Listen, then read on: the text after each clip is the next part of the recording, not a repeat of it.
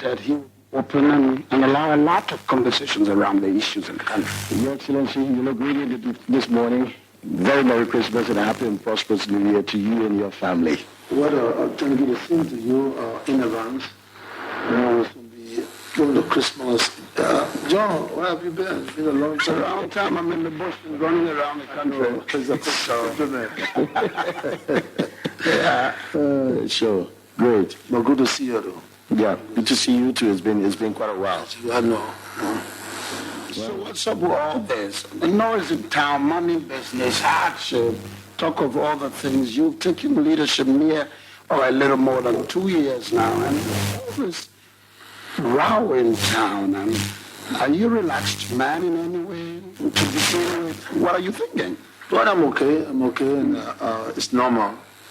We are the government, and we have economic issues and citizens. With the economic issue, I think we have a great team that can solve the problem. And economic issues are global. It's not just Nigeria, it's how we go about it. I think any economic issue should enjoy. Right. We enjoy our long-term peace, and we must continue on that path. And that's the way we can solve our economic issue.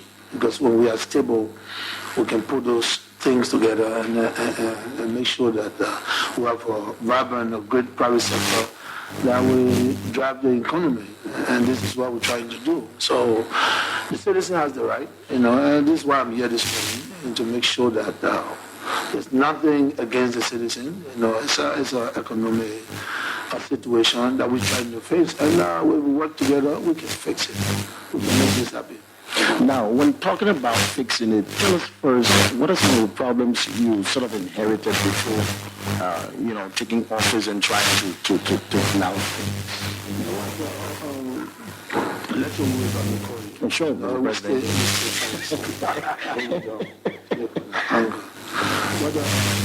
When I made my speech, I said that we were taking a broken economy. And what I meant is that the lot of dark holes that needed to be closed. We inherited a debt of $1.2 billion. That's huge. That's a huge debt. That's huge debt. That got nothing to do with our government, but government continues. And in our escrow account, when we made $7 million. And made $7 million? $7 million.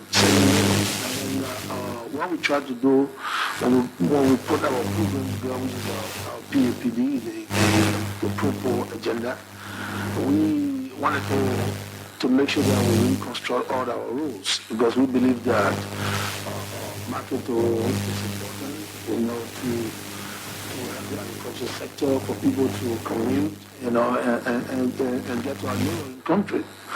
We got our plans, and we were lucky when we went to Europe. We made almost 40 million, and that 40 million went directly to. But one of the difficulties, we understood that government is in power now. We can't complain. We have to continue, and we've been doing our best. And some of the things we did, and you are aware, we're building our roads, reconstructing roads that were dilapidated, and we were using that. We maintain salaries. Salaries are delayed, but it's not a salary denied. So and some of the things that delay salaries because everything that we have to do. So now we're having economic issues. We came on board with the 16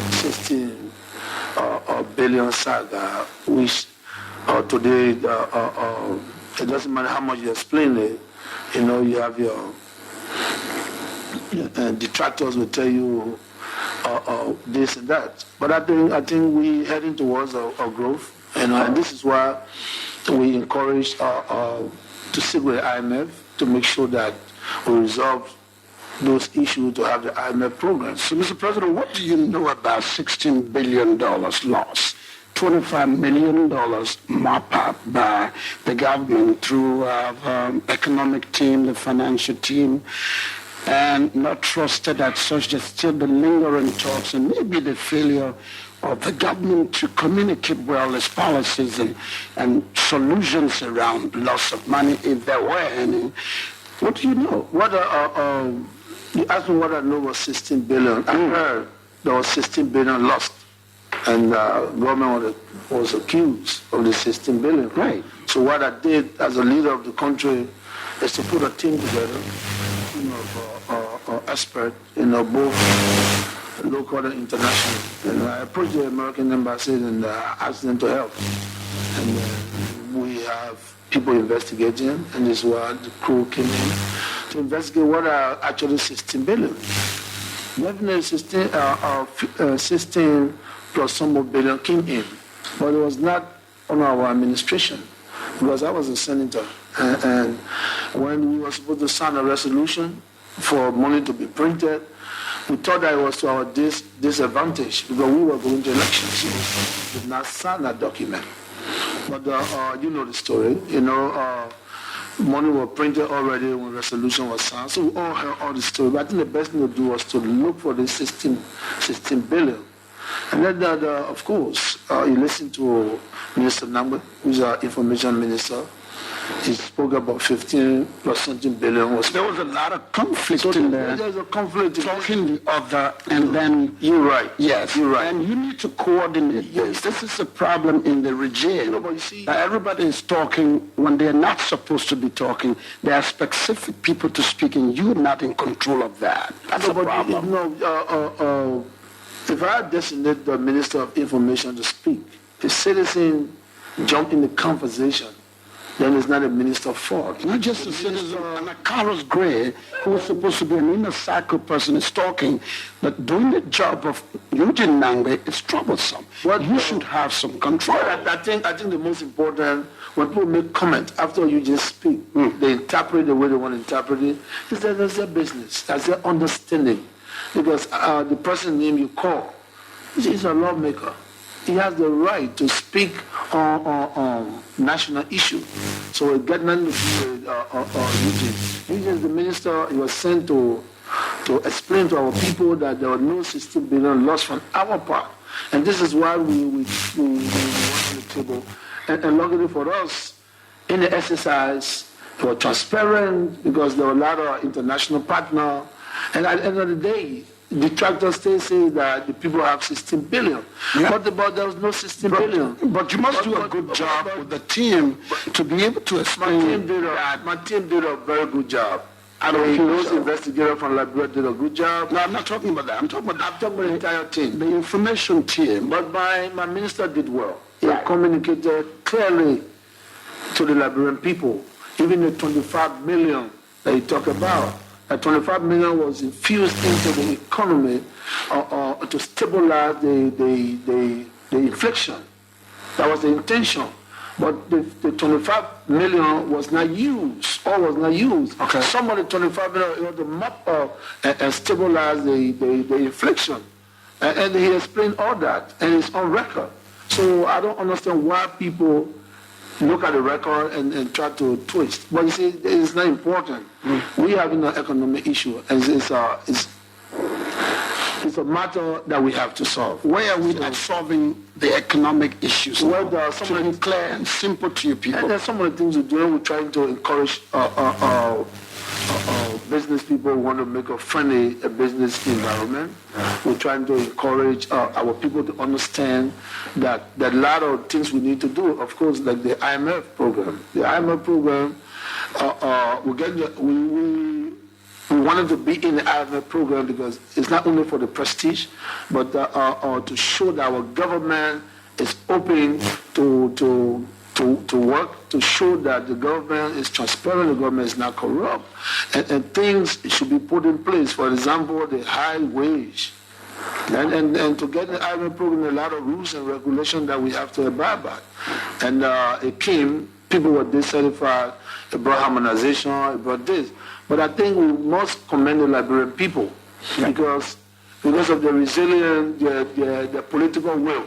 joining the president to say, you know what, it's difficult, but we need to agree and to accept, even though we're not happy totally, but at the end of the day, the IMF program is here. We are happy, and we want to thank our partner, the people of IMF, for working with us. We did not just go and start cutting people's salary. What we tried to do was to standardize salaries, because how can a driver in the president's office make $15,000 and a driver in the foreign minister office make $200? So we wanted to take away the super salary and what have you, because it costing a lot of unnecessary spending. So we wanted to stabilize it. We wanted to standardize it, where it came about term of harmonization, where ministers make the same salary, and then across the board. It will help to reduce our wage bill, so the government can use the money, to build rules, to maintain salaries and what have you. And also, a lot of things went wrong. But again, we said we're going to fix it, and this is what we're doing. Our major partner that protect the peace is United Nations. United Nations brought an investment, almost $300 million. When they left with their investment. You have 2,000 health workers out of the payroll, and these are professional people. What do we do? So if we have a budget, if we didn't have budget for it, we had to. They were constrained. We have to make sure that those professional 2,000 health workers get on salary.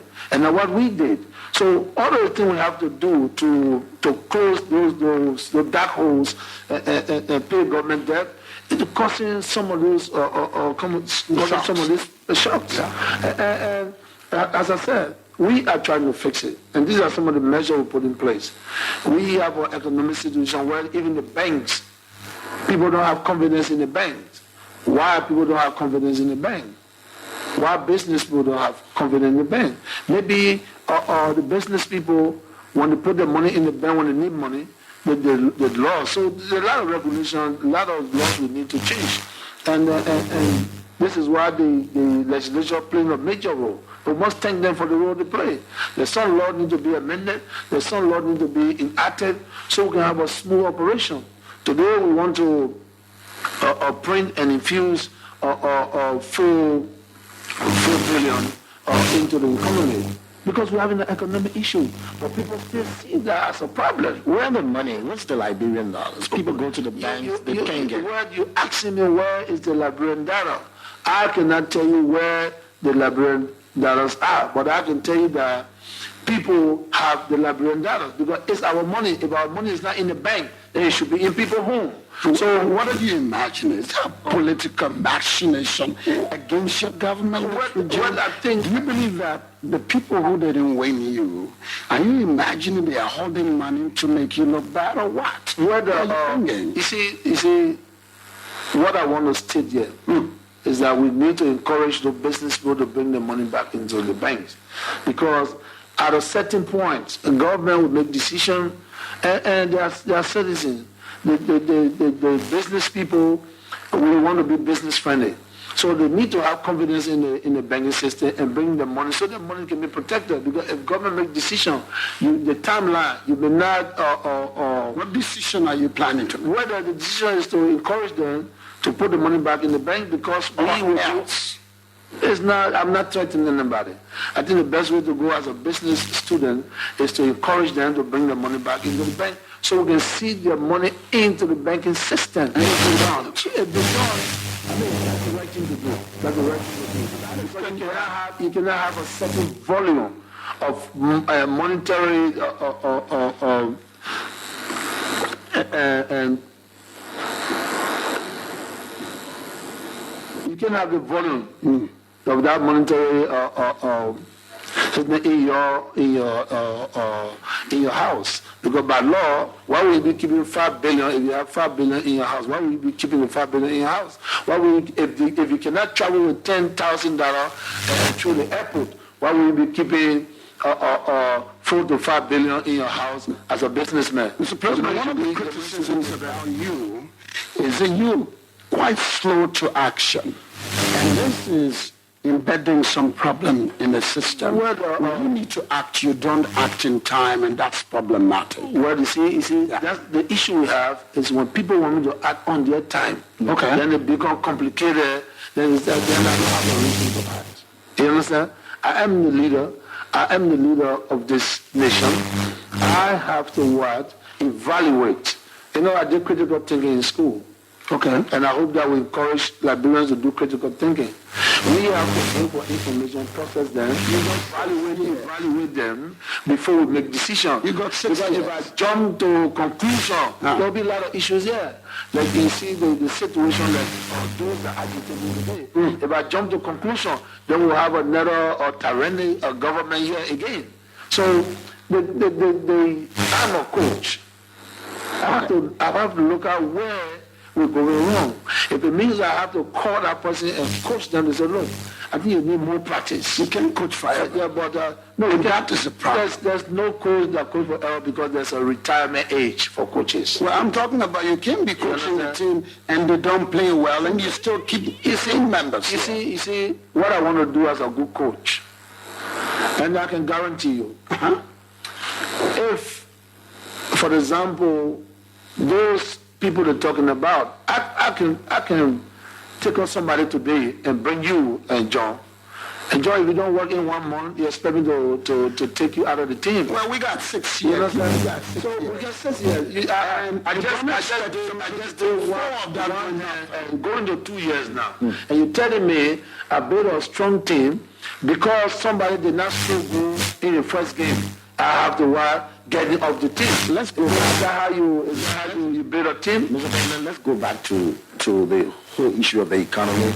This is the Christmas season. Salaries are being paid. Liberians are going to the banks now. Is your government going to pay all the salaries that are due until this December, or one of the plans? Look, Liberian people have to understand that we have a tough time and we're finding a way. If we pay for November and December, we miss 4 days and 5 days. I mean, I don't think anything wrong with that. Is that the scenario they're talking about? Months you're not paying. Months. How many months that we did not pay? You tell me. No. You should be telling me. How have you? Because I know that people been receiving their wages. Okay. You know what I'm saying? Don't forget about the politics of the day. They talk about they talk about the facts. I'm sure when you live here, you get the finance minister, and people say they are not paid, they have been paid for 6 months, 7 months, 5 months, and it's not true. And to that extent, people think you should fire Samuel Weah and my friend Nat McGill, because they're not doing good for you. Well, that's opinion. That's their opinion. And you like them? Every citizen has the right to criticize the government, to criticize the minister that they don't like, that they believe that they're not working. But at the end of the day, I just said to you, John, can you tell me some now? And in a month time, you have a complication. If the money is not coming in because people are not paying their taxes, you want to encourage them to pay their taxes, and your budget, when your budget is short, when your budget shortfall, if you can't get the money in the coffer, in a 1 month, I should sack you. Is that what you're trying to say? If I don't want one, I don't expect you to be the football star in a 1 month. So let's play here. Yeah. Doing a great job, and this is what's in the air. You're not prepared to get him out anytime. What I think the economic thing is doing a great job. Because if you look at where we from, deficit. If you look at our deficit, 1.2 billion. Look at our deficit, and look at what we're doing, covering dark holes and what have you. I think they're doing a great job. You keep talking about dark holes. Yes, that's a business term. If you're so wait, you're not a businessman. Okay. So we'll take a technical break. We'll take a technical break because we're getting some feedback here. We'll take a technical break and we'll come back to our interview. Studio, we'll take controls for a while. In 2 minutes' time, let's do some adjustments here. Before you take a break, okay. let you call it. You see, I wish I could do this every week. Every week or every month. I will speak to the Liberian people, the ordinary people. People say the government, there's no job, there's this. The government has a lot of jobs in those various agencies. People don't want to seek jobs, they just want appointed job. And the appointed job is just some jobs, given to the president. That's my responsibility. But if you go to the port, you will find a job. But the type of job you want, we don't have so many of those jobs here. Because the type of job you want for appointment is competition. 4 persons want a job, 1 person get it, and the 3 persons get upset. Yeah. So, but there's other way to live in this country. You can create something. You can build a very good restaurant. You can be a business person. So we need to invest in the private sector. So Liberians can see themselves as entrepreneurs, not just job seekers, you understand? Or innovators, so they can create jobs and employ. The private sector has to be driven. We have to support the private sector so more people can be employed, more businesses can come.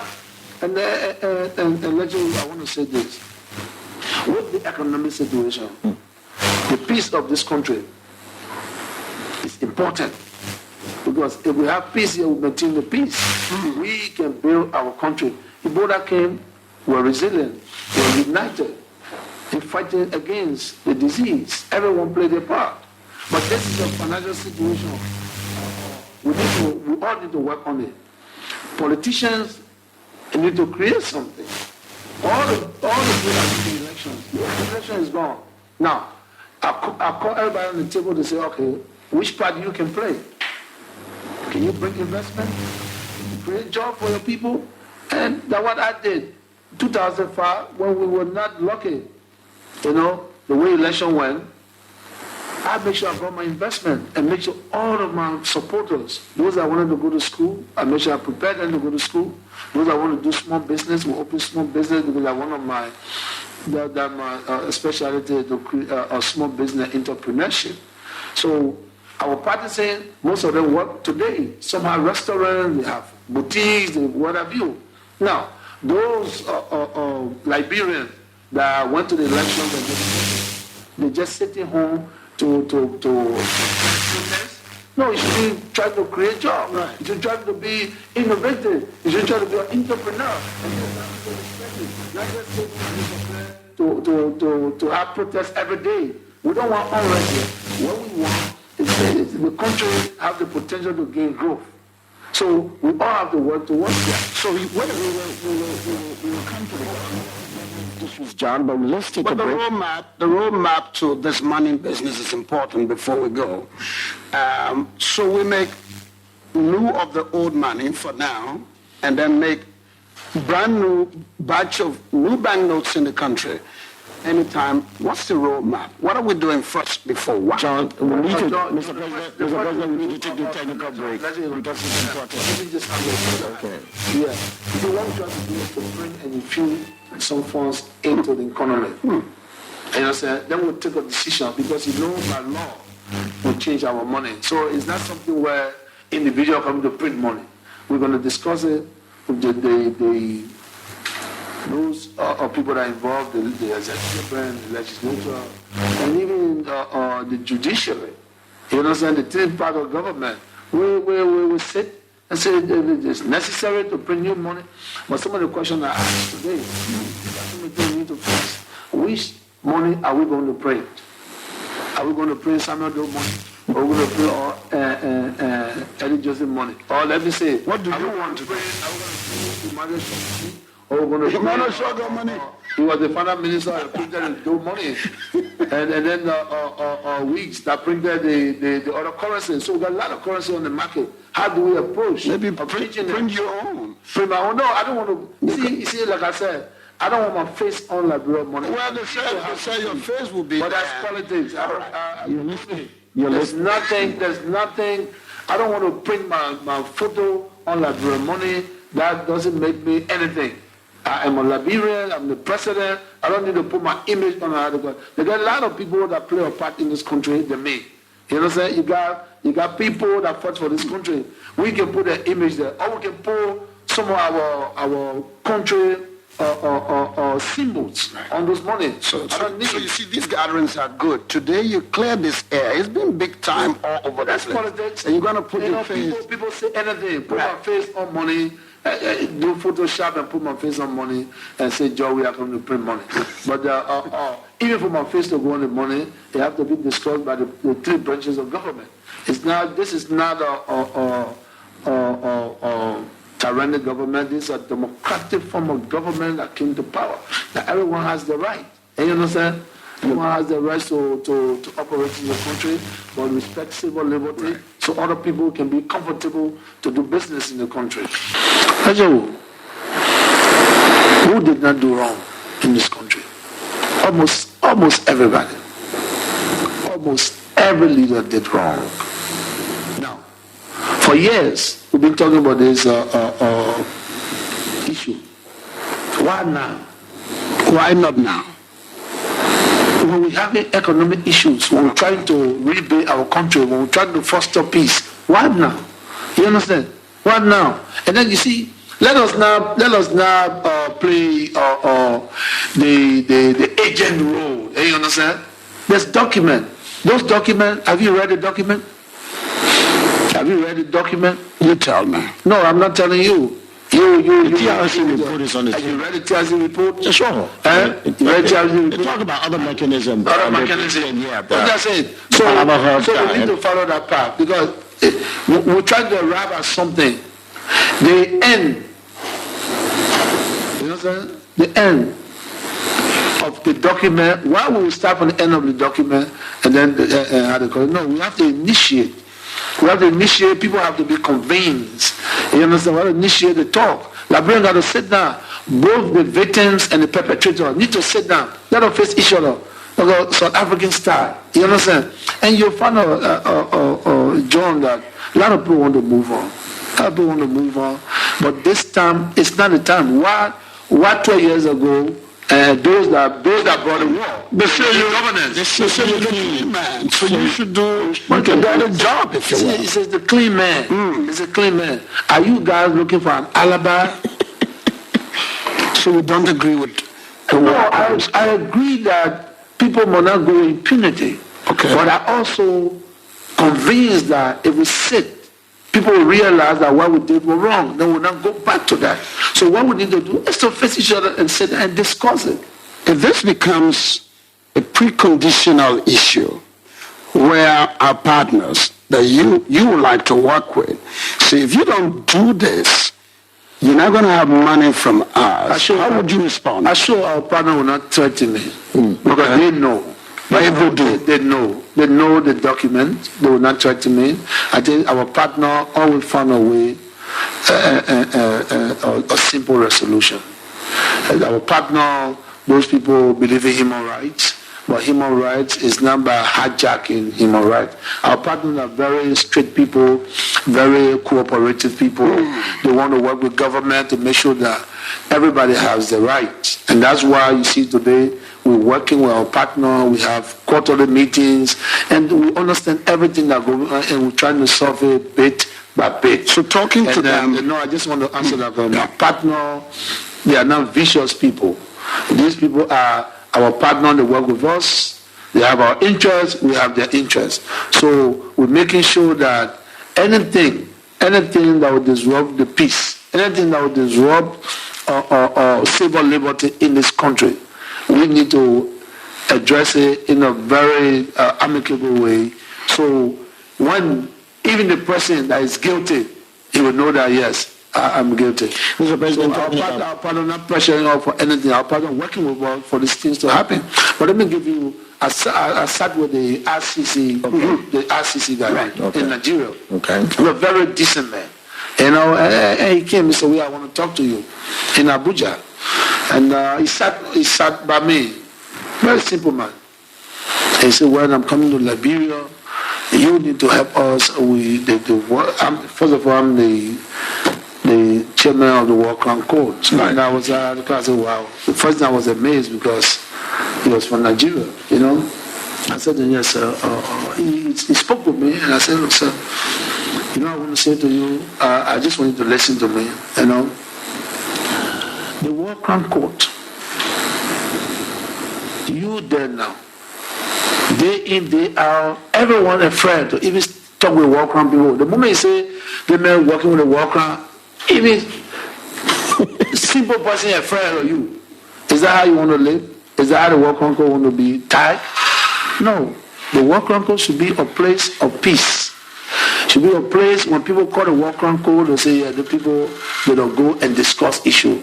So why don't you say, now, make the war crime court, say you there now, you're an African, to make sure that no one sees the war crime court as a, like in our country, say, buku man. And you understand? Yeah. You understand? Well, when somebody in the war crime court want to even sit down with you to discuss issue, you're afraid, you panic.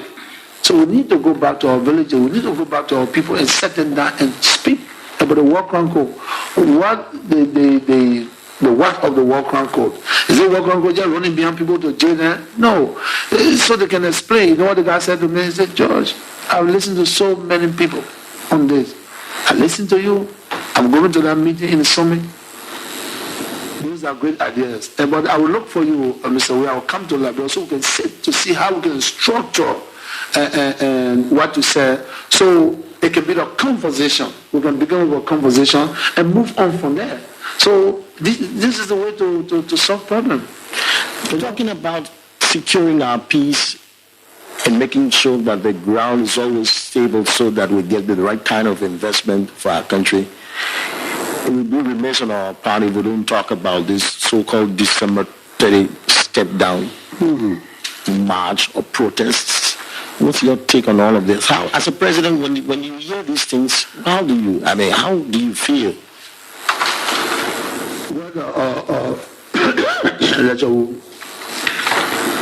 I know about protests. I've seen all casualties. I know protest is not a right way, but again, everybody has the right to speak to the government, but in a very peaceful manner. I don't warrant protests or close down protests. You know what I'm saying? The message to my people: we have to be peaceful. You have the law. If you are granted a permit to protest, and you do it in a peaceful way, it allows you. So the Justice Minister has the power to make sure that those people that want to protest go through the actual framework of securing a ground to protest. You understand? So, but again, I think we need to follow those laws, the rules and regulations in the country. You are protesting, other people are not protesting. People are looking for jobs, children are going to school, and you want to disrupt the civil liberty. I think it's a wrong thing. But again, your right to protest, the word protest is not mean you must be chunking stools and articles. No. To protest is to speak to your government. But if the government, the person that is responsible for protest, believe that this day, I don't think we need a protest, and you say today you protest for 4 days now, then 5 days you can't protest, I think you say you have to hear him to say, he's right, because he did not stop you. You understand? People protest, the sense we came to power, being a protest from one to another, Are you tired with them now? Well, tired with them, these are human beings. I just want to caution them that the country needs to move forward, and there's no need to protest. If they don't listen to you, no need to protest. As I said, I am the president, but we have laws in the republic, and I respect the laws of our republic.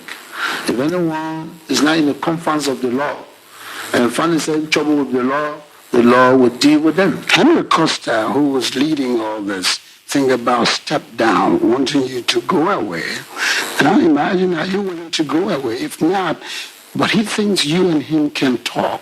Do you have room to sit down with Henry? Well, I think my role is to speak with all citizens. And this is why, you see, I've never changed my phone.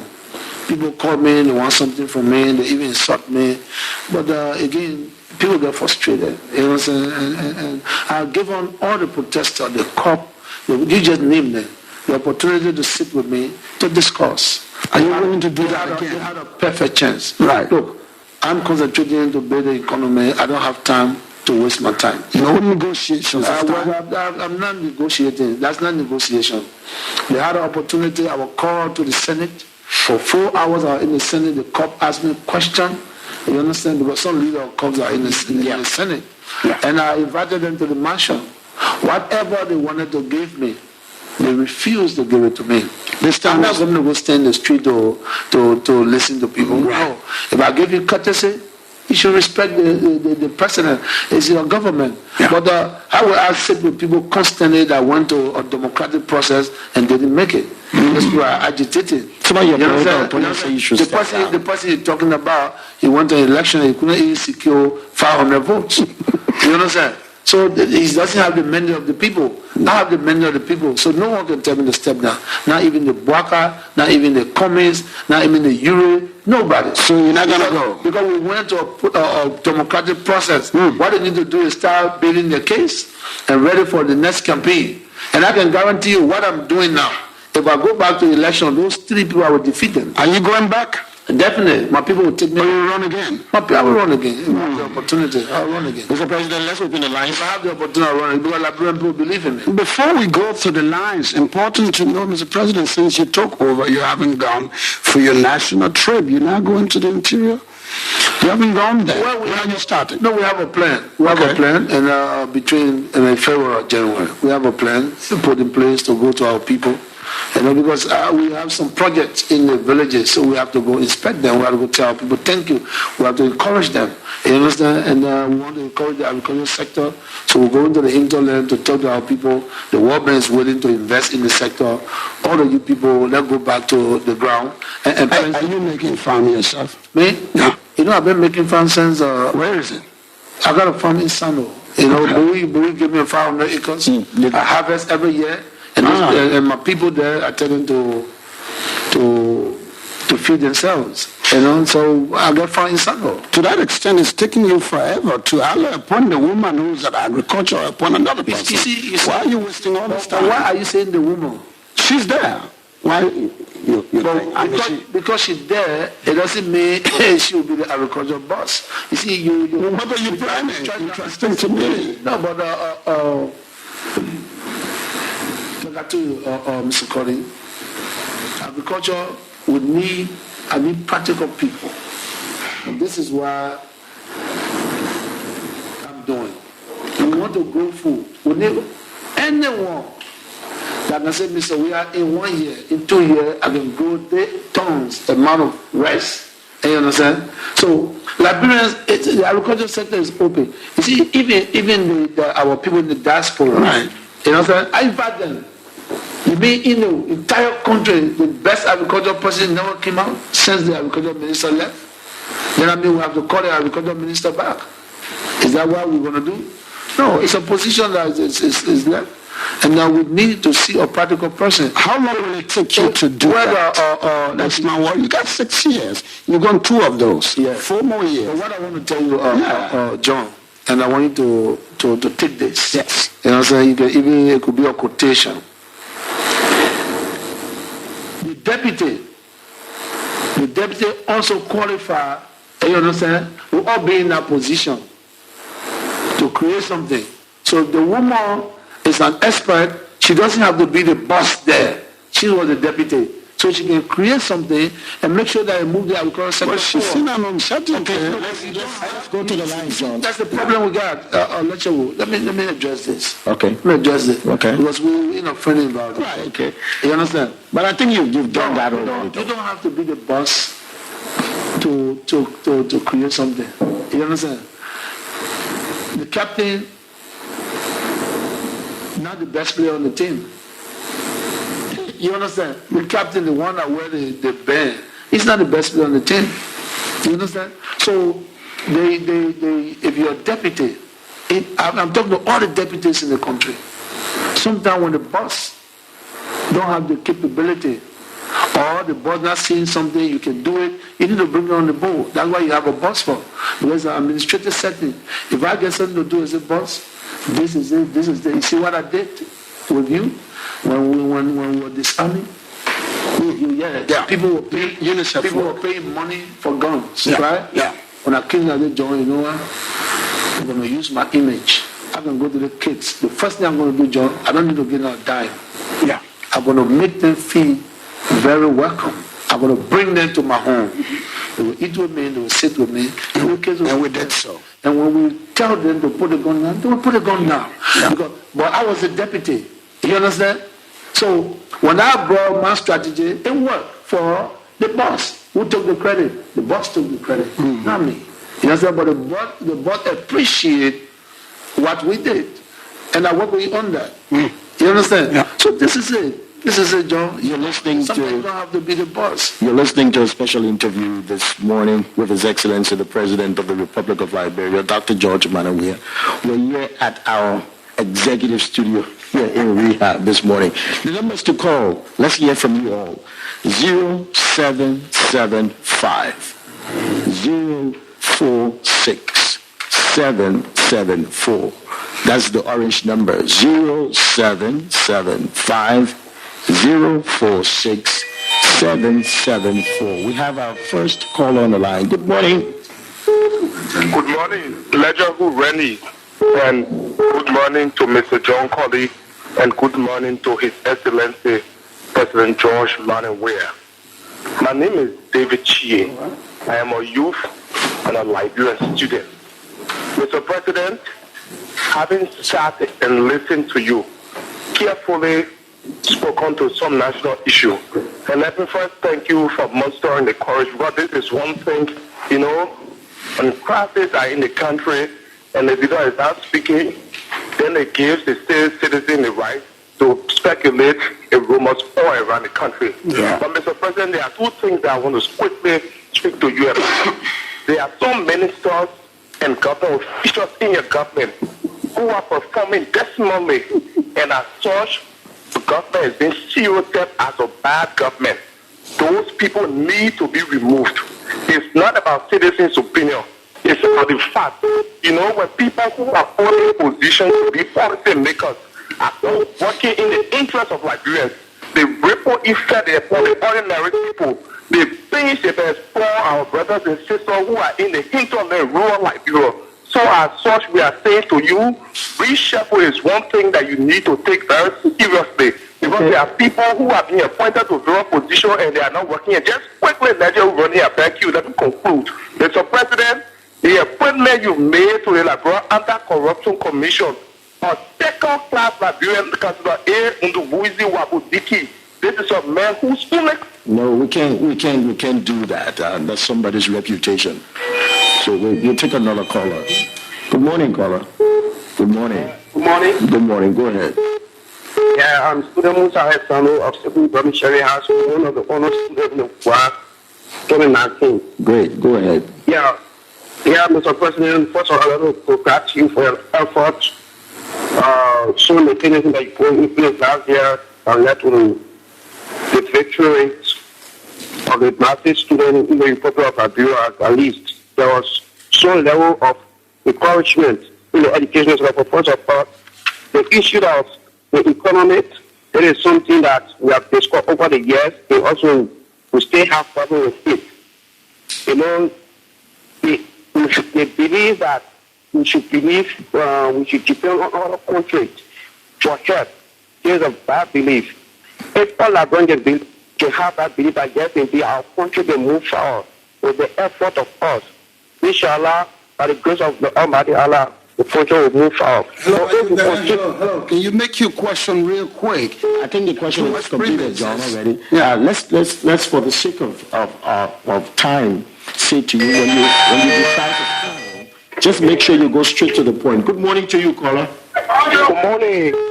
This is Pius. You have 45 seconds. Go ahead. Pius Bros, and I'm in a conversation from Gardnerville this morning. Let me say a very good morning to you, and let me say a very good morning to our president. But Mr. President, there are few concerns that you address, and I really admire the courage to speak to the issue. But then, Mr. President, I really wanted you to have given a definite position as regards to this protest issue, because these are issues that are completely hurting our economy. If you do analysis of these things, you can clearly see that the attempt by these guys are clearly deliberate because they know exactly these are things that will continue to plunge the country into perpetual chaos, and our country will not move forward amidst all of these things. So I want you to give a definite position on me as regards this protest issue. Thank you very much, Mr. President. Thank you. Okay, let's go to the line again. Good morning, caller. Good morning. Good morning. Yes, don't sleep on me. Go ahead. The president is listening. 45 seconds. Good morning, the former officer, Captain Samuel G. Nunez of the Mansion. Yes. Good morning, Mr. President. I just arrived from Sierra Leone yesterday, and I just called to let you know, Mr. President. All right. I thank you for addressing the nation. I want to go very well because just times I get remember. Please give me a chance, I want to talk about. You can call about myself work together. Our EPS and when you were, our SS in that time when you were at the police. All I want to, what's your question? Hello, my question to Liberian people and also to the president. Give me your chance, my brother. Yes, I want to know to the president. This Yaka Koruba always that is China police. And yesterday, I was on the scene where I arrived from the country to the country. I was witnessing their video live. When he's China police, they can remember police number China police. Surveillance number China before. I want to go to the president. Which constitution allow that? Okay. Cannot government. Thank you. And Mr. President, thank you for judging the nation and continue judging the nation as it's there every week, every month. Thank you, my God. Thank you. Good morning. Hello, good morning. Hello? Hello? Yes, you're live. Go ahead. All right, this is D. Emmanuel W. Johnson, a junior from Bishopton Police Academy. I'm so sorry, my English is not too strong. I speak French fluently in English, but I'm sure my message will work hard. Go ahead. Yeah, Mr. President, what I want you to do is that these are the questions that I have a recommendation to you. What I want you to do is that I'm really begging you. I want you to hunt like a lion. You have to be focused. If your target is road, be focused with the road. That's what I want you to please do. Okay. You don't have to hunt like other stuff, but please hunt like a lion. If your target is milk, let it be milk. If honey is passing, let it go. All right, thank you. There's somebody calling from. Good morning. Good morning. Yes. Go ahead. My name is William Keja, calling from 11th Street. Okay. Hello. Good morning. Yes, good morning. Well, this is RSPC, for commonly known as Trouble, from Marshall Road. Yes, Trouble, go ahead. Okay, Mr. President, thank you so much for playing the air. You got the president laughing this morning, Trouble. Yes. Thank you, because people say a lot of things about us. TDC is our government, and we brought it and we support it. All right. Continue to work. We don't have work. We will continue to support the government, and you form a team, just that the team is letting you down. But we support you from now to the end. Work, we work, and we work, and we talk in the street for people to understand who you are. Thank you. Thank you. Okay, Mr. President, I think you have enough on your plate now. Let's go ahead with that. Well, let me start with the battle. Well, Trouble, thank you. I think you gave a good advice.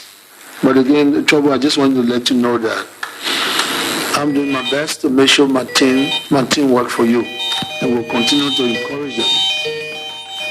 Well, to the young man, I said that, and he's right, and this is what I said, when I come to power, I want to obey our rules. I think it's important, and this is our target. We're building our rules, and now we're complementing the way the agriculture sector, so we can have a role to farm. So that I will continue to believe in my rules, because I am a witness of the rainy season here in my community. The community is like a little Miami. I observed the community in 12 years. It's all tight, mud. Even when I was going to visit my friend Lechawu, I could park my car down and walk there. There was no way to drive there. Today, Lechawu can drive home. Even a little Papi Solo now can go to your house. You know, he need a jeep to go, now Papi Solo can go there. so that I will continue to obey our rules. Okay. me see. The WIAC results.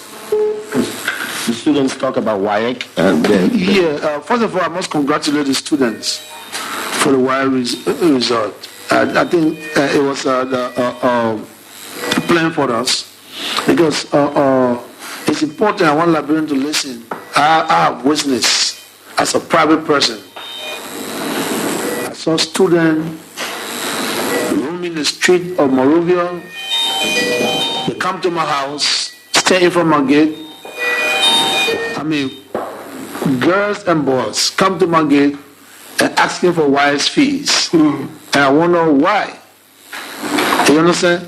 So it's sad to see children leave school and stay to an individual gate and ask for wise fee. Right. And it was a phenomenon all over the place. And then I become senator. It happens. You go to the legislature, you go to the Senate, you see the kids on the floor. So one day I engaged this group of students from St. Mary's School. I said, what? I was just walking to my office. I saw them on the floor. I said, what are you doing? You guys doing? You're not in school.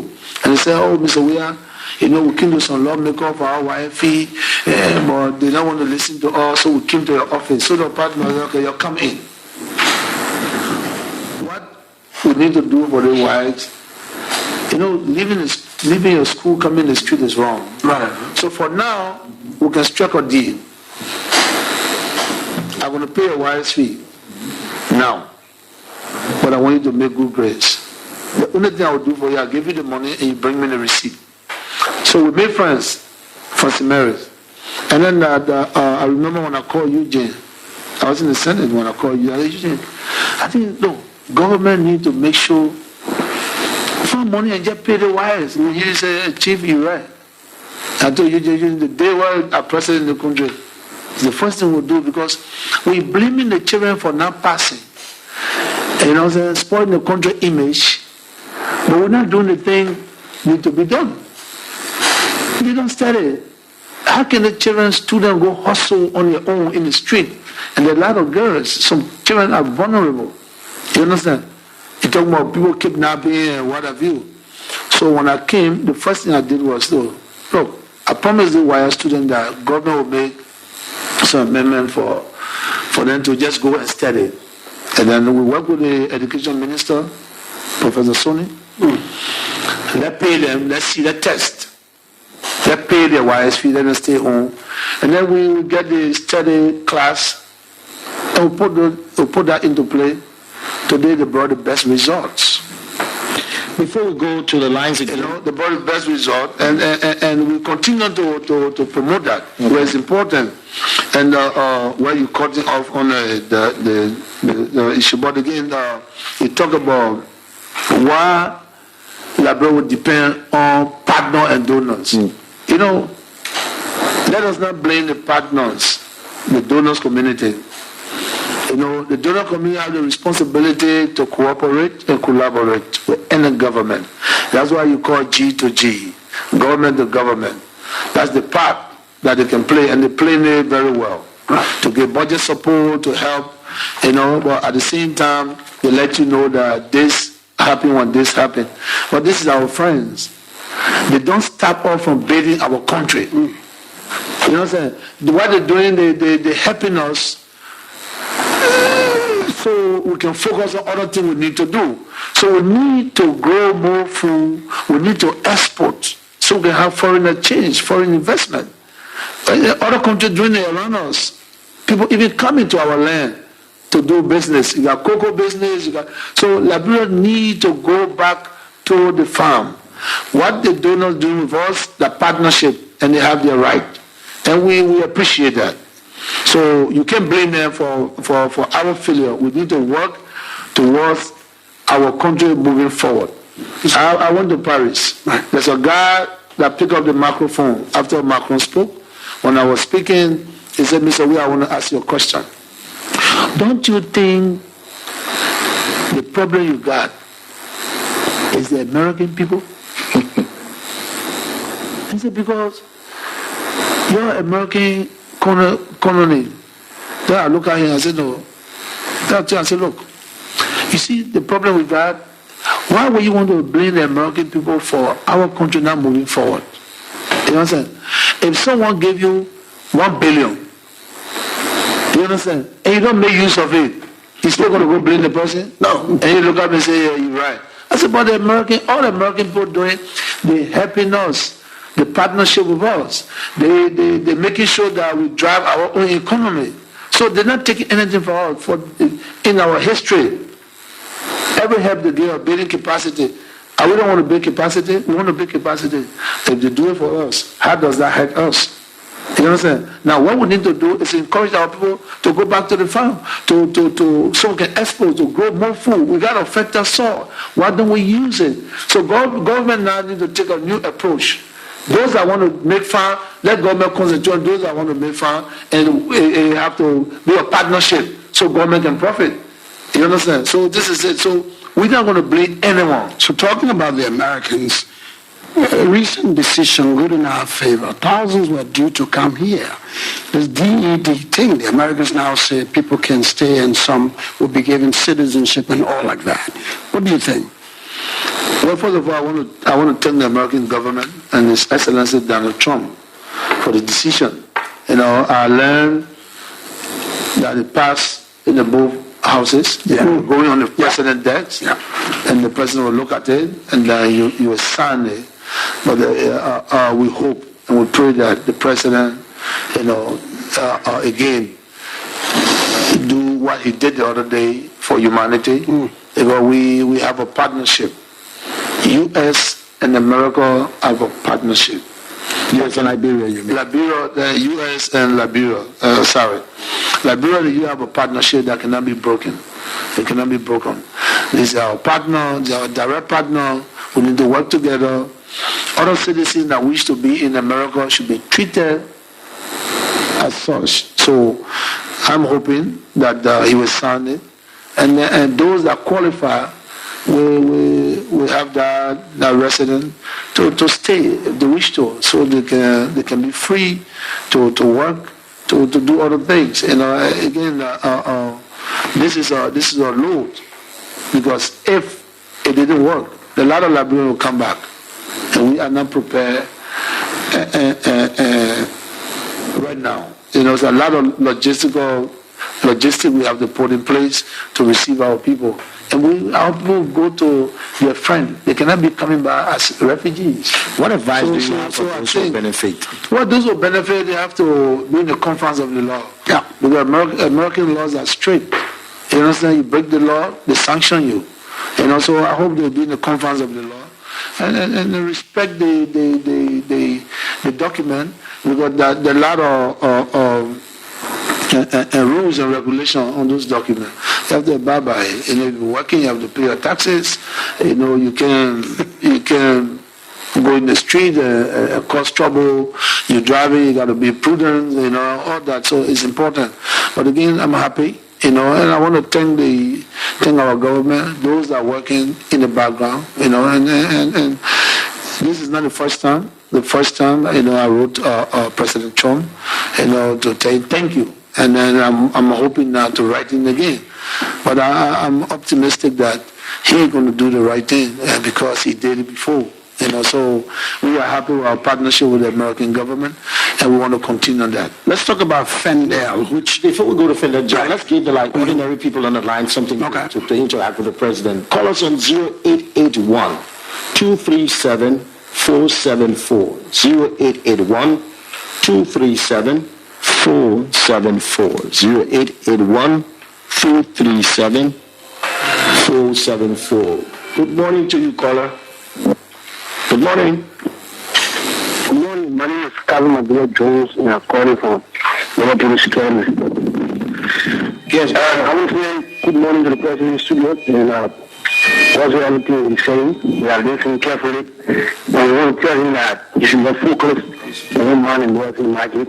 We are weak in our struggle. Thank you. Okay, thank you. We have another call on the line.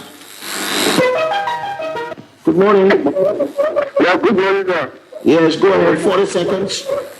My name is Thomas F. Coyle, calling from Carver. Yes. The president spoke of a job, And I want to ask him, we students, and how can we get jobs that we can sustain ourselves at the same time we go to school? Okay, thank you. Getting jobs to sustain themselves as students. Hello? Are you there? No, we don't have a call on the line, Mr. President. The last question from the students. They're looking for jobs. How do they get jobs? Jobs. It depends on the kind of jobs. You get jobs all over the place. So what you need to do, you need to go to the agency and maybe they have they give you a list how you obtain jobs. And you have to seek the jobs. There are a lot of little jobs, $300 job, paid job, 200, 400, and people can access the job. You know, as I said, the president just have a little job. And the job that I have, this is to appoint and whatever. But this job, you know, when people sit to say no job, you know, sometimes I wonder how. You get a port, you get a lot of agencies, government agencies that have jobs. But it's the type of job that you're looking for. Mr. Colley, you know, during my youth days, when we were looking for jobs, we had cadet jobs. And there are a lot of jobs available. I went to telecom to seek job, and I got a job for $75. I was a switchboard technician in telecom, and I did that job very well. Do you understand? But what it taught me the sense of working, seeking jobs. And right after I left that job, I was finding my way to go to Cameroon. So you see, so it's not about the money. You know, it's about the training, the willingness. You know, the willingness, the training, you know, to look. People sit and say, oh, there's no job. No, you got to move towards a job. There's opportunity out there. There's opportunity out there. You just go and present yourself. You know what I'm saying? And I'm sure if you go today, if it doesn't work, that means tomorrow there will be no job. No, you have to. It's a process that you have to follow. One of these callers mentioned something about Yeke Koluba and police interaction, continuous challenge that you want to talk something about. Well, you know, I've met with Yeke Koluba here, and I spoke to him. You know, he's a former policeman. You know, he works in the system. I think my only advice that I told him, Yeke is a lawmaker. He's not a civil rights activist. So he should concentrate more on the lawmaking, you know, for his people. You understand? And you can still make an impact. You don't need to be in the street and causing civil disturbances. No, it's Are you moved by the things he say about you? No, I don't move because I know him. Okay. You know what I'm saying? When people don't have understanding, then you don't need to even approach them. You understand? I know him. I know Yeke very well. He carried arm before. I know who he is. So it doesn't bother me. You know what I'm saying? But again, you know, I just want to advise him. He was voted for to do the work in the parliament. You understand? I just want to encourage him to do that, you know, and forget about the civil movement. Let's go to the line, Mr. President. Good morning to you, caller. Good morning. Good morning. Good morning. Hello? Yes, we're listening to you. Yeah, I'm James. Yeah, good morning, bro. Yeah, good morning, Mr. President. I listened to the press. I listened to you ask the president for not wanting the money, but you see the business people happy. And then when the rest of the common people put that money in the bank, and we're not using the money in Europe, we're not using it in Ghana, we're not using it in Liberia, we're not using it in Guinea, we're using it in Liberia. When you ask him the Liberian money, he's telling us that the Liberian money, the business people got it. How do the business people got it? That's my question to the president this morning to see today. Okay, thank you. I don't know. He's asking whether when we talk about the issue of the money not being in the banks as opposed to them being in private homes, he's not satisfied with the answer you gave. So he's wondering, perhaps he wants more clarification from you. But I mean, as a business people, they're not dealing with the banks. And if they're not dealing with the bank, where they get their money? So wherever they get the money, they need to get the confidence of the bank and take the money back to the bank. That's the right thing to do. Okay. You know? Mr. President, let me ask you, and thank you for intervening about Fendel. We want to thank you for going to Fendel and the damage that was done there, you offering to dialogue. this thing with the LRRC is finished, with the report being out now. Now we're waiting for you. We passed it on to you. When can you do something to relieve those people in your own way? Well, John, I'm glad that I sat with them. Yes. And we promised that we're going to work towards that, and that was your project. Yeah. And you were moderating. I spoke there, and I told them to follow the process because we have laws in the country, and then wherever we are, we can take it from there, and we're willing to help. You understand? So I think the agency that are responsible, you need to engage in that. LRRC has done it already. Minister Mane has got that report. I need to see it. Yes. I need to see it, and then what needs to be done. As I said, I promised to work on it. Right. And then we move it from there. Mr. President, final message for the people this Christmas season as we close this program. Well, again, I want to wish all Liberians. And before you go, you didn't address the issue much about reshuffle. A lot of people expect a reshuffle from you.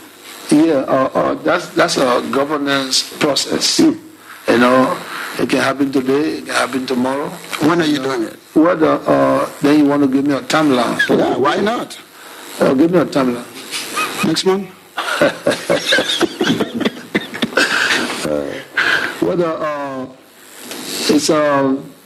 It's a process, and then the cabinet is working, Don't spoil nobody Christmas.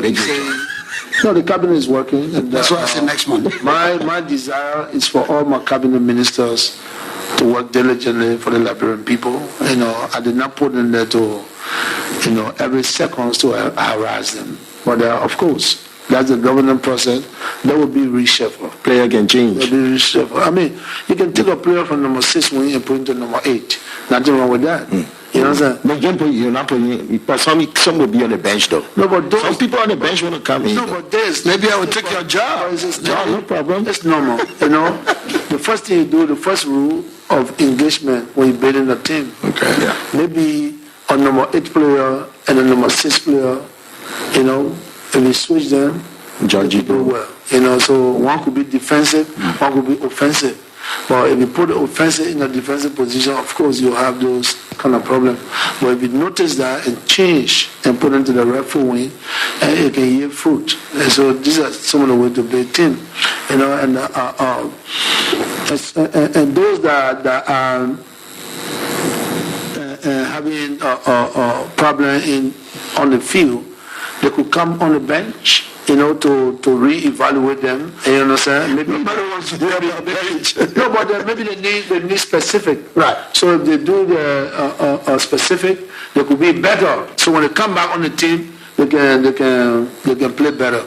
So I mean, it's normal. It's an administrative process. So where are you starting your county tour? What I just told you, John, that maybe in February or where do you want to start from? Southeast? Well, I want to go up and come down. What do you mean up? Up where? Up to the where? And come back. Final message to the Liberian people this Christmas season. What I want to say, first of all, it's a good conversation, and I hope that we can continue to interact with our people. There's a young man that said, if the president do this every day, the president cannot do this every day. You know what I'm saying? Because we don't have problem every day. For me, I am a regular person. I could get in the street every day from community to community and sit with my people. I would love that. And I hope I will start that soon. You know what I'm saying? To go to community and sit. Because the hours I don't have during weekends, I will go to one community and speak to people. To give them, to encourage them to continue to do well. And I want to thank those that are doing well. Other people complaining, but you get a lot of people that are working diligently, that are making it. Ends to meet. And I want to thank those people. And those that are just sitting, I just want to let you know that there's hope. Get up and go and look for a job. And come to the government system. If you're a business person, you want to be an entrepreneur, you want to open a shop, and there are a lot of shops open for a lot of young children that want to get into the food chain and also the clothing chain, and will be help. Sometimes government don't have the strength, and the president find a way to do stuff, So there are a lot of ways we're helping our people. I just want again to say to the Liberian people, when the economy is broken, it can be fixed. It's better than war. Yeah, war has a history of destroying every facet of society. Right. We have a test case. Yeah, we were tested and tried. We cannot go back to those days. We need to make sure that we protect the peace of this country and maintain it. It's very important. Everyone I hope that desire to be president in this country, you can only do that through a peaceful means and in a democratic process. Because if you bring any warrior, you might not be the president. Because if you bring warrior, there will be no government. Everybody, maybe you may not be the lucky one. So anything you do, you have to be very cautious. And also, I want to send a friendly caveat to political leaders. They have a responsibility to maintain the peace, and I hope that they're going to work on it. And incitement is wrong. The messages that are given against the government, they need to be a message of hope. So when they come in, and also when they're going back to the race, they will know that message will resonate for them. But incitement is not a good thing, and so we must refrain from everything that will destroy our peace and will destroy our harmony as friends and brothers. Okay, you asked me for my message. Yeah. So from Vice President Weah, the president seems to be interested in a lot more. Mm-hmm. Sachs has joined the call. Well, he says you should give support. You should allow and protect the protesters to call for your step down. What do you think? Well, he says that it is very disappointing for a leader that stayed 12 years that caused this issue, the economic issue. In 12 years, if you look at the 12 years that Weah stayed in power, and then I hope Weah listen to me. He's your neighbor. Maybe you should go tell him that. No. He's my neighbor. Right. But Weah, just on this matter of Weah's speech, Weah says you are very wicked. How can a judge be a wicked person? You live in the community for 12 years. Weah had light only to the house.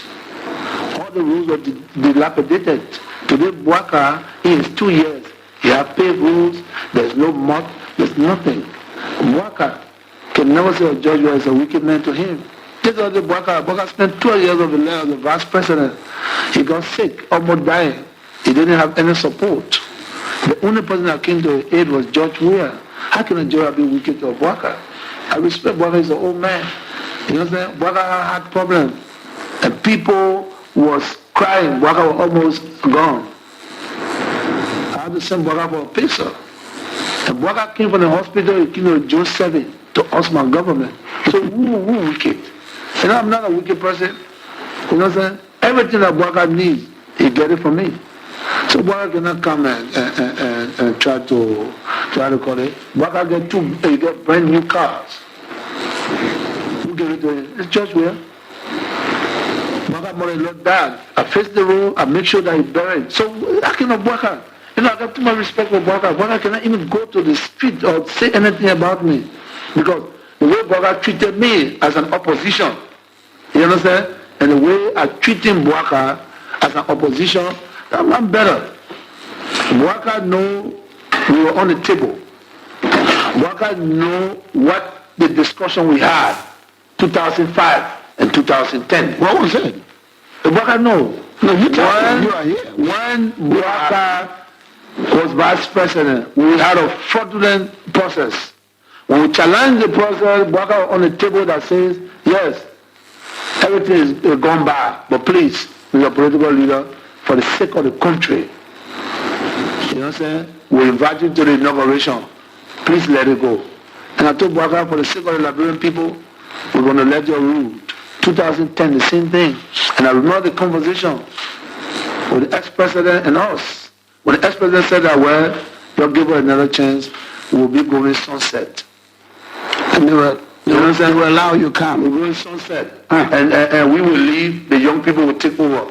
Today, the man that was in the conversation to say we're going sunset is fighting her in this age, and then he's causing all of the problem. How could we be able to do that? He could be challenging you in the next election. But it doesn't matter. It doesn't matter who you challenge. But what is important, he should be talking about peace. Because when Buaka process was not a democratic process, when we challenge, Buaka was on the table begging for the Liberian people. And I listened to him to say, okay, for the sake of the Liberian people, for the sake of the country, for the sake of the peace, I will stop everything that we're doing. Even join the government as peace ambassador. How can a Buaka incite people against government? Buaka have a responsibility. It's a former vice president, a former president of the Senate. So, and I've treated Buaka with respect. So Buaka cannot even go to the street. If Buaka's son, Joe Buaka, who is my friend, Junior, yes. Junior cannot even go to the street and say George Weah is wicked. Well, Junior know me. So Buaka need to behave. So in spite of I got that, too much respect for him to behave the way he behaves. in spite of that, John, let's end this interview. Before I give my Christmas greetings to our people, you know, a lot of people insult me for Mana Ellen Johnson. I got respect for elders, you know, and I treated Ellen with respect to all, and I'm going to continue on that. You know what I'm saying? No one of these people are my enemy. And, you know, when they're supposed to be my enemy, you know, I proved to them I'm not enemy. That when I went to election, when election was not good, you understand? I could have fight. But this is the country that we free, John, you and myself. This is the country that we make sure that it's free of chaos. Right. You understand? So when people say, oh, you can't do nothing, what? Ellen, I got respect for Ellen. Ellen have not break the law of the republic. So former president. You understand? And I have to treat Ellen as a state person. You understand? Just how I treated Honorable Bromskin, the late Bromskin. I've treated him with respect. I go to Bromskin's house, I eat at Bromskin's house, he come to my house, we eat. You understand? And that's why I miss Bromskin so much. With all the political problem, the late Bromskin was a very smart and understanding man. Yeah, but because of politics, we did not fund our collaboration. Right. But at the end of the day, the respect was there. And then you see how Bronsky ended up. In the last day, Bronsky was given the maximum respect. You understand? So I respect people. You understand? I'm not hateful. So a Buaka that I do almost everything for and giving respect will sit down and try to Osman government. And Buaka time is gone. You understand? Buaka should be encouraging young people to be leaders of his party. So young people can lead. Because you got 12 years from now, Buaka need to retire so he can have a good health. The Christmas season is here, Mr. President. Yeah, but this is... Let's leave the politics. Okay. Final message for the people of Liberia. No, I just want to, again, I want to thank our partners, you know, again, I want to thank the Liberian people for the confidence and the trust in me. I want to wish them a prosperous New Year and a Merry Christmas. You know, a Christmas season is a holy season. And I think we all say Jesus Christ died for our sins, died for us. You know what I'm saying? This Christmas season should be a season of reflection, should be a season of goodwill, should be a season of tolerance, should be a season of unity. So that I ask all Liberians, you know, your neighbor inside you is the time to give gifts. It's not a time to protest. It's not a time to go to the street to disturb people. People are going about to do their last arrangement for their homes. You need to encourage each other. You got your neighbor, if you can take gift to him, take it. If you have the capability to do so. This is a time for peace. It's a time for togetherness. It's a time to celebrate, you know, our Savior, Lord Jesus Christ. So that I want to end here and let my people know that I'm with them we are all in this. We can fix it. And I want to thank our partner again. And I want to thank the IMF, the World Bank, the U.S. Embassy, the European Union, and the UN, and for such a great collaboration and cooperations. We are happy. We're going to work with them to make sure that all of the things we need to do for our government to be successful with them, we're going to do it. So and China, we still have our one China policy. China is one of our partners, and we want to thank everybody, the international community, and our locals. Those that are in the ghettos. You know what I'm saying? I want you to believe that those where you live today will not be ghetto anymore. You know what I'm saying? Honor my leadership. And this is why you can see Gibraltar today. It's where I came from. They have a cement road. It's not asphalt, but more than what was there. So every ghetto, the children, the people, our children are in the street. We're going to help you. Those that are using the drug substance, we're going to help you. We have programs coming already. Our friends from Dubai, the Abu Dhabi, and they're helping us. We want to thank them too. And the entire international community to make sure that those children are in the streets who can get out of the street. We are the prototype to change their lives, and we're going to continue to do so. With peace, we can do it. Without peace, we cannot achieve anything. So again, I just want to thank everyone. Thank you for the confidence, thank you for the resilient Liberian people, and let us work together. I hope that next year, the leaders, politicians will take a new trend of how they do politics. Let us see the country is bigger than everyone, and we help each other to succeed. I helped Ellen to succeed, and I know it was kind of difficult for me to work in Ellen government as a peace ambassador because I have a party that was the main opposition party. But again, for the country, we had to do it. So those things that are on the books are laws. We should be in the confines of the law and let the country move forward. All the best. I wish you all the best. And one love to the Republic, one love to our people. And I want to thank you, John, and our old friend, and Ledger Wu. Thank you again. I hope we can continue to do this. And not just in the me. You can get the society involved. You can get ministers to come and also explain what are they doing in the various ministry, And one thing I want you to know that I come in with a different pattern because I'm the coach now. All the necessary spending, where the necessary traveling, we want to use our embassies now. Get professional people that do the same work, like our ministers here. So sometimes we don't need to travel there. We can send somebody to represent us. You know what I'm saying? If it's necessary, we go. If it's not necessary, then we use the embassy to do the work. So we can save some money, so we can make sure our wage bill are intact. So thank you very much. Good to see you, my brother. Thank you. God bless you. Thank you. Thank you. We're on Christmas on you. Now you talk first.